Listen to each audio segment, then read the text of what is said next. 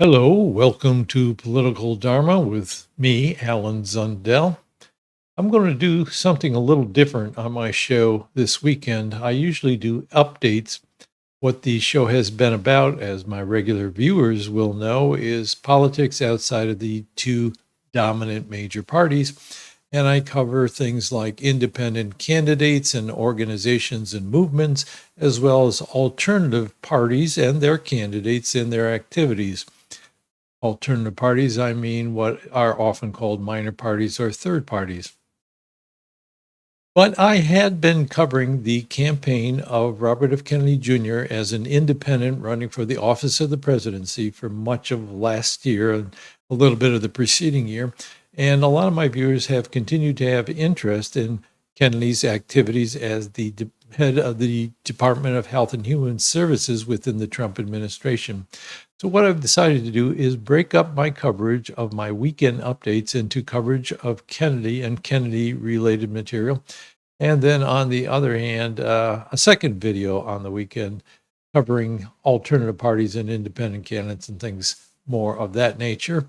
So this one is going to be about Kennedy, and I have a few stories today. One about whether Nicole Shanahan is going to be working at the Department of Health and Human Services with Robert F. Kennedy Jr., and then some updates on firings within the Department of Health and Human Services and Kennedy's possible role in that. And then I've got some clips from a speech that Kennedy gave to the employees of the department and the reaction that he seemed to get from that. That's the stories. And then later, sometime today, maybe tomorrow, possibly, depending on how the day goes, I'll be covering things having to do with other parties and other types of things outside the two parties. So let's get started right on this. In one of my last videos, one of my regular viewers asked whether Nicole Shanahan, who was Robert F. Kennedy Jr.'s vice presidential running mate in his independent candidacy for the president, had been taken a position as an advisor within the Department of Health and Human Services. And I had seen something like that and made a mental note to look into it and talk about it last week, but I forgot until the viewer reminded me. So I looked into it this week. And I think that viewer may have seen the same thing I did, which is a posting by American Values on X. And American Values was the organization created to help promote Kennedy's candidacy. And then they continue to promote his agenda of addressing chronic disease in the United States. And they put up this post on X that said, Nicole Shanahan plans to be an advisor to RFK Jr. as HHS secretary. This is on February 13th, which is a little over a week ago. And I did look into that. And I had to do a little bit of searching. And what I found, I think the only thing I found, maybe I missed something, but what I found was an interview that Nicole had done on Fox News on their show called The Story. And she mentioned, the interviewer mentioned Nicole being an advisor to Kennedy. So I've gotten a short clip from that interview to show you what actually was said during that. And that is up right now. Nicole, it's an enormous agency, and we're going to scroll everything that will be under his purview. He has an enormous job ahead of him. $2.4 trillion in spending. It's 25% of the United States budget. We have seen what has happened with the cabinet members who have been approved. Pam Bondi, Scott Bessent. I mean, these people are hitting the ground running in such an enormous way. So, and I know that you've mentioned that you plan to be in an advisory capacity to Bobby Kennedy as Secretary of HHS. So tell us what that will look like. How will he hit the ground running? What are the first orders of business for him? He's really going to look at it holistically. And I think that's really important to get across to, a lot of lies have been spread about how he is going to undertake this position. Do not believe those lies. This is a very carefully assembled group of people around him with task force that have some of the best doctors, scientists, that will be advising every aspect and every important decision coming down the pike. Those going into NIH, the CDC, the FDA, these individuals are the top of their field, and they're not bought out by big pharma. And that's the number one goal right now, is to make sure that anyone who touches this budget, anyone who touches taxpayer dollars that go into news media and that go into different programs, different scientific areas of research, that it's not being informed by for-profit corporatist interests. It's being informed by people who genuinely deeply care about the holistic experience of children, that really care to make sure that they get the best possible interventions early on. So if you listen closely to that, you will have noticed that there was a brief mention of Nicole Shanahan being an advisor to Kennedy at the Department of Health and Human Services, but no mention of what that role would be or whether it would be a formal position where she's appointed to some kind of, designated office, or an informal position as an advisor, just talking to him from time to time. Most of the interview was about her excitement at Kennedy actually being confirmed by the Senate and then sworn into office, and how her hope is that he's going to address the chronic disease epidemic in the United States. So not much there on that. So it's not clear whether or not she actually is going to have a big role there, or it's simply going to be a role of yet another person that Kennedy might talk to when he wants to sort something out, and he thinks she might be a good person to help him do that. Now, one of the things she did say was that how she felt that Kennedy's positions had been distorted in the media, and I saw some examples of that this week. I'll preface this by saying my own opinion of what's going on in the Trump administration with a lot of the mass firings and really everything that I'm aware of them doing so far. I'm not in favor of any of that, with very few exceptions, except that I think Kennedy will be a better head of the Department of Health and Human Services than a lot of people expect him to be. I do have some hope that he's going to do some good there, and you'll see some evidence of that when you hear his speech and can hear him talk about himself directly to the people who will be working for him there. But aside from that, I don't have much confidence in what's going on in the Trump administration. I have some concerns about when Kennedy bumps up against Trump in some way. Well, I should also mention, I like that Trump has negotiating an end to the war between Russia and Ukraine, although I think he's doing it in a very clumsy fashion. Anyway, that's an editorial aside. I'm not too keen on anything that Trump has been doing, and I'm hesitant to endorse the idea of an independent coming into a Republican cabinet and thinking he can maintain his independence, but we'll see. Anyway, where is it going to this? Oh, there was reports of mass firing in the Department of Health and Human Services, just like there had been in many other departments. Here is an example from Politico. It says mass firings continue across nation's health agencies. This is from February 16th, so about a week ago, by Adam Cancrin, Megan Messerly, and David Lynn. And they note how over last weekend, there were a lot of firings of people in that department. And they quote somebody later in the article who says that Kennedy's first day on the job, and already he's carrying out these meat axe type of approach to trimming personnel. But as I read a couple of articles about this, I didn't see any indication that Kennedy had anything to do with these mass firings, that it was his idea or that it was on his orders. I think it was just another one of the things that somehow Elon Musk group there in the White House was doing, following on with all the firings they were doing in other agencies very indiscriminately, it seems. So there was an article where Kennedy actually did rescind some of those firings, This had specifically to do with the Bureau of Indian Health Services. I'm not sure if it's a bureau, but there is an agency within that Department of HHS called Indian Health Services. And because he and his father before him, Robert F. Kennedy Sr., had good relationships with Native Americans and tribes here in the United States, he wanted to make sure that their health concerns had been addressed because they had been, in his eyes, long neglected. So he did rescind those firings under pressure from some of his allies within the Native American community. This is from ICT, which is an Indigenous American online website of news of interest.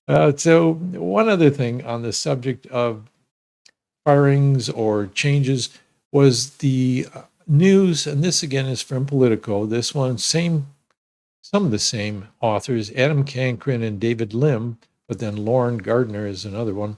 This is from just a couple of days ago on February 20th, where it says the headline, RFK Jr. prepares shakeup of vaccine advisors. And I saw other articles where they said there was a board of vaccine advisors that was supposed to be meeting sometime soon. And Kennedy postponed that meeting indefinitely until he looked into it. I think what he's doing here is he's looking for conflicts of interest. They didn't say this in the article, but this is what I would gather. I don't think it was mentioned in the article anyway. I think he is concerned about influence of the pharmaceutical industries on vaccine schedules, as he's long discussed. And so he's looking at the context of these people with pharmaceutical companies and how they might be compromising and making sure he gets people in who not reflect his views, but are not compromised in that way. That's my take on it. Anyway, so a couple of examples of how mainstream news articles have a kind of negative take still on Kennedy. And I think that's in part deliberate, that they're being funded by various groups affiliated with important profit-seeking healthcare organizations and businesses, especially pharmaceutical companies, but also probably health insurance companies that may be affected or other provider-type companies. So all this negative stuff, I think, is being fed in part to the media by those type of lobbyists and those types of organizations. And then the media has just created this, perpetuating this narrative because it's easy to do about Kennedy. So let's take a listen to what Kennedy said when he addressed his new colleagues in the Department of Health and Human Services and how he explains his mission there. And this is about 4 minutes long out of a 25 minute speech. So it doesn't everything, but I think it gives a good flavor of the kind of things that Kennedy was trying to get across when he gave this speech. All right. So my main mission at HHS, in which I hope that you will all join me, is to reverse the chronic disease epidemic in America. How are we going to do that? It isn't by replacing one paradigm with another one by force.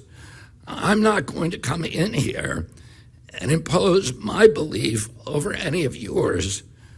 Instead, we're going to work together to launch a new era of radical transparency. Only through radical transparency can we provide Americans with genuine informed consent, which is the bedrock and the foundation stone of democracy. Transparency allows diverse parties to establish common ground of mutually trusted information. That's a basic precept of science. Results have to be reproducible. The whole experiment has to be open to scrutiny and replication. It's no secret that many of our institutions of democracy, our democracy, of course, but even of science and medicine, are no longer transparent. As a consequence, they have become inefficient, dysfunctional, or corrupt. They have fallen captive to the profit-making industries. They have stagnated in bureaucratic secrecy and in siloing. They have lost touch with ordinary citizens. But here's the paradox that a lot of crusaders need to understand. Most of the people who work in these institutions and agencies and organizations are competent, ethical, and caring, and idealistic. I think that's especially true at HHS. And I understand that it is a system and not the people in it that is the main problem. Let me say one more thing about politicization, and this is personal. As you know, I've come through a very highly polarized confirmation process. The fog of narrative warfare has made it hard to get a sense of who I am and what I believe and what I represent. A lot of times when I read these articles characterizing me, I think to myself, I wouldn't want to work for that guy either. So, since we all are here together, I have a request to make from you, my new colleagues. Let's start a relationship by letting go of any preconceptions that you may have about me, and let's start from square one. Let's establish a mutual intention to work toward what we all care about, the health of the American people. In return, I want to make a promise to all of you. It's also about preconceptions. I'll start by acknowledging that throughout my career, I've asked a lot of difficult questions, and I've come to a lot of unpopular conclusions. I'm going to keep asking those kind of questions. What I promise to you now is to hold my preconceived answers lightly. I promise to be willing to be wrong. I promise to listen to all the stakeholders, all the parties to the conversation, including the ones, especially the ones with whom I've disagreed in the past. I promise to keep an open mind toward every possibility and every contingency. I hope you will all join me in this commitment, because the health of our people is a lot more important than being right or being vindicated. So there he was, Robert F. Kennedy Jr., giving a speech to his employees at the Department of Health and Human Services. I think getting off on the right foot. I listened to the whole speech, and I did not hear anything I would disagree with, which is quite contrary to how I feel about the other Trump appointees that I've paid any attention to. So I do have hopes in Kennedy doing some good things while he's there. And it did seem like he got a good reaction from his audience. I have a clip that the department put out, and I'm sure this was edited, so you can't tell from this what the reception actually was, but it seemed, from what I could see, that there was a good, positive response on the part of the large crowd there at the meeting. I did a welcoming speech and introduced myself to all the personnel at HHS and invited them into the endeavor of making America healthy. I was really bowled over by the enthusiasm that I got. I got to meet most of the people here, at least briefly. We all took photos together. We took selfies. One after the other, people came up to me and said, I've been waiting for this for my whole career, for 20 years. We want to unleash science. We want to do really good, unimpeded science. And that was very, very gratifying to me. Well, that's it for my coverage of Robert F. Kennedy Jr. in the an independent still, I think, in a Republican administration.